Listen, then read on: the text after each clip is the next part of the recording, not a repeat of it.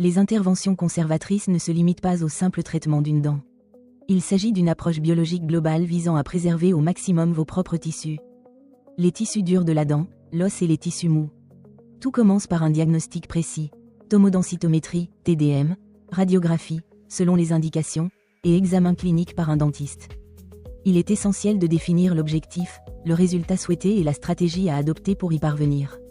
Les solutions, totales, invasives, esthétiques, certes, mais pas toujours optimales. En pratique, on observe souvent ce scénario. Une personne désire un beau sourire et, au lieu de se tourner vers des solutions conservatrices, elle se fait extraire la quasi-totalité des dents. Poser des implants ou opter pour des prothèses complètes, sur 4, ou, sur 6. Certes, le résultat peut être esthétique. Mais le principal risque est d'endommager vos propres tissus alors que l'organe peut encore être préservé. C'est pourquoi l'extraction dentaire n'est pas toujours nécessaire. Il existe de nombreuses options, notamment, la résection apicale, le traitement endodontique, les interventions chirurgicales selon les indications, ou l'extraction. Mais uniquement lorsqu'elle est clairement justifiée. La décision la plus appropriée est prise en tenant compte de l'avis de plusieurs spécialistes dentaires, hygiénistes dentaires, orthodontistes, chirurgiens implantologues, orthodontistes.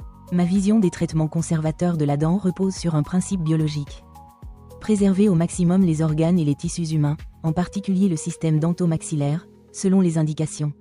Certes, les soins dentaires sont essentiels, mais il faut bien l'admettre. Parfois, une personne peut être victime des circonstances.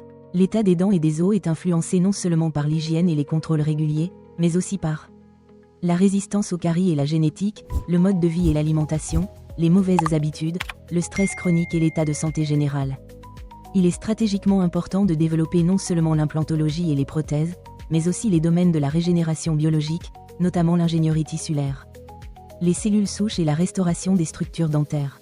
L'idée pour l'avenir n'est pas de faire mieux, mais d'avoir la capacité de se régénérer, de former de nouvelles structures dentaires et, à l'avenir, de faire pousser de nouvelles dents.